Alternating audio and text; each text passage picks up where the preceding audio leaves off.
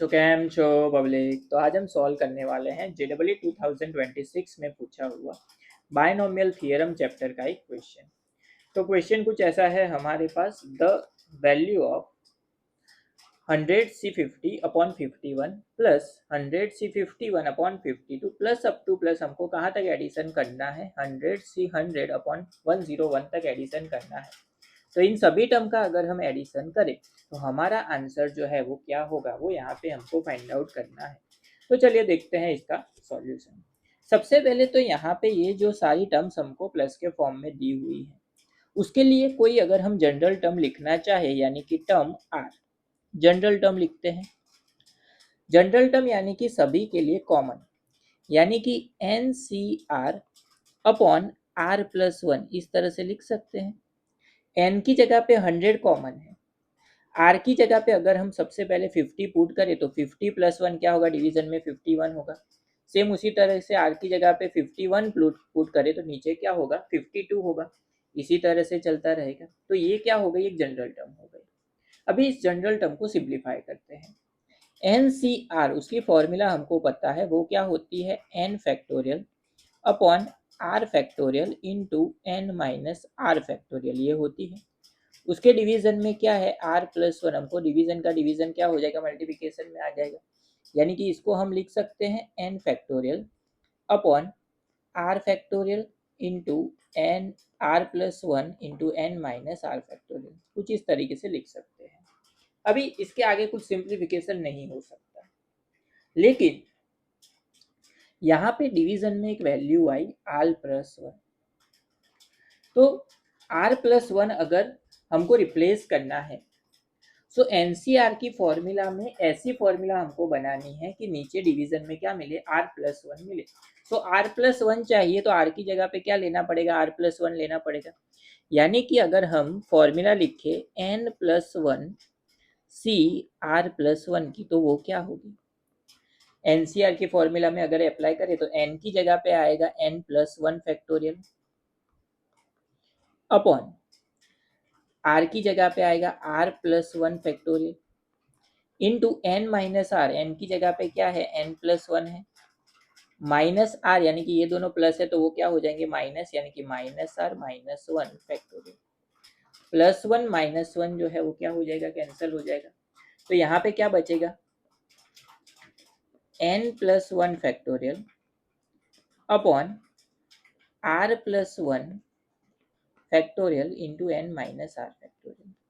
अभी इन दोनों टर्म को अगर हम कंपेयर करें तो यहाँ पे देखिए n माइनस आर फैक्टोरियल है, n माइनस आर फैक्टोरियल है। ये जो पार्ट है 3 टर्म्स वो हमारे पास एक्स्ट्रा है। सो n फैक्टोरियल को हम सिंप्लीफाई करके n+1 नहीं बना सकते, लेकिन n+1 को सिंप्लीफाई करके हम n फैक्टोरियल बना सकते हैं। किस तरीके से, हमको पता है फैक्टोरियल को सिंप्लीफाई करें तो 1 जो है वो क्या होगा, माइनस होगा। यानी कि यहाँ पे आएगा n+1 इंटू n फैक्टोरियल लिख सकते हैं।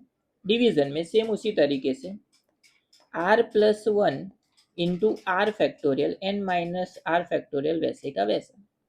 अब देखिए ये जो टर्म है पूरी की पूरी n फैक्टोरियल, तो यहाँ पे भी n फैक्टोरियल, r फैक्टोरियल तो यहाँ पे भी r factorial, n minus r factorial तो यहाँ पे भी n minus r factorial, r+1 तो यहाँ पे भी है r+1। यानी कि इन सभी टर्म्स की जगह पे हम वैल्यू जो है वो रिप्लेस करके क्या लिख सकते हैं, n+1 जो है वो वैसे का वैसा रहेगा। सिर्फ वैल्यू रिप्लेस होके क्या आ जाएगी, इसकी जगह पे इंटू NCR अपॉन r+1 आ जाएगा। हमको क्या फाइंड आउट करनी है, इसकी वैल्यू फाइंड आउट करनी है। तो हम क्या करेंगे, ये इसको सब्जेक्ट बनाएंगे, कंपैरिजन करेंगे इसके साथ। तो ये मल्टीप्लिकेशन में है, सामने जाएगा तो कहाँ पे जाएगा, डिवीजन में।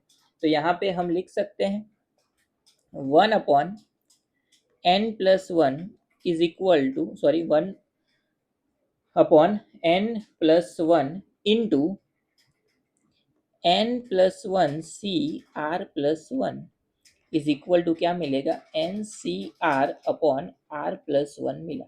यानी कि हमको जो ये जनरल टर्म थी उसको हमने कुछ सिंप्लीफाई करके इस टर्म में क्या किया, कन्वर्ट किया। अब यहाँ पे जनरल टर्म जो है वो स्टार्ट कहाँ से हो रही है, 50 से स्टार्ट हो रही है, खत्म कहाँ पे हो रही है 100 पे। तो यहाँ पे ये जो टर्म है एंड ये टर्म है, दोनों क्या कहलाएंगे, इक्वल कहलाएंगे। यानी कि इसका अगर हम सिंप्लीफिकेशन करें तो इसका आंसर भी सेम मिलेगा। तो यहाँ पे उसका सिंप्लीफिकेशन देखते हैं। तो इसको हम इस तरीके से लिख सकते हैं जनरल टर्म को, summation of r is equal to 50 से लेके 100 तक 100 C r upon r plus 1, ये हमारा क्वेश्चन है। अब ये जो टर्म है पूरी, वो किसके इक्वल होती है, इस टर्म के इक्वल होती है। तो यहाँ पे वैल्यू रिप्लेस करते हैं, n की जगह पे क्या है 100, यानी कि 1 अपॉन 100 प्लस 1 होगा तो क्या हो जाएगा 101। समेशन वैसे का वैसा आएगा, summation of n is equal to 50 से लेके कहाँ तक है 100 तक। क्या बचेगा n प्लस 1, n की जगह पे क्या था 100, 100 प्लस 1 होगा 101, c r प्लस 1 वैसे का वैसा। अब यहाँ पे r प्लस 1 जो टर्म है उसकी जगह पे हम एक वैल्यू सपोज करते हैं k। सो यहाँ पे जो टर्म है वहाँ पे k सपोज करेंगे, तो यहाँ पे r प्लस 1 है उसकी जगह पे k सपोज करेंगे, तो ये n जो है उसकी जगह पे भी क्या हो जाएगा, सॉरी यहाँ पे r आएगा, r की जगह पे भी क्या हो जाएगी, वैल्यू चेंज हो जाएगी। इसका मतलब हम क्या लिख सकते हैं 1 अपॉन 101 वैसे का वैसा। Summation of k is equal to 1 value जो है वो इंक्रीज हो जाएगी 51 से लेके 101 तक 101 c k, यानी कि 51 52 इस तरीके से चलता रहेगा। अब यहाँ पे एक जो है वो फॉर्मूला आपको पता होनी चाहिए, तब इसी का आंसर आप फाइंड कर सकते हो। तो कौन सी फॉर्मूला, तो वो फॉर्मूला ऐसी है कि समेशन अगर हम करें k इज इक्वल टू 0 से लेके n तक का n c k टर्म में, तो उसका आंसर होता है 2⁻1। यहाँ पे ये फॉर्मूला हमने इसी के लिए डिराइव की है, क्योंकि अगर हमको ये वाली फॉर्मूला अप्लाई करनी है, तो ये वाली फॉर्मूला अगर हम अप्लाई करना चाहें तो क्या हो जाएगा, summation of k is equal to 0 से लेके 101 तक, यानी कि 101 ck is equal to 2⁻n, n की जगह पे क्या था 101, तो इसका आंसर होगा 2⁻101। लेकिन यहाँ पे देखिए k की वैल्यू जो है वो स्टार्ट कहाँ से हो रही है, 51 से स्टार्ट हो रही है, खत्म कहाँ पे हो रही है 101 पे। यानी कि टोटल ये जो टर्म है उसको हम दो पार्ट में लिख सकते हैं इस तरीके से, summation of k is equal to 0 से लेके 50 तक 101 ck, वो किसके इक्वल होगा, summation of k is equal to 51 से लेके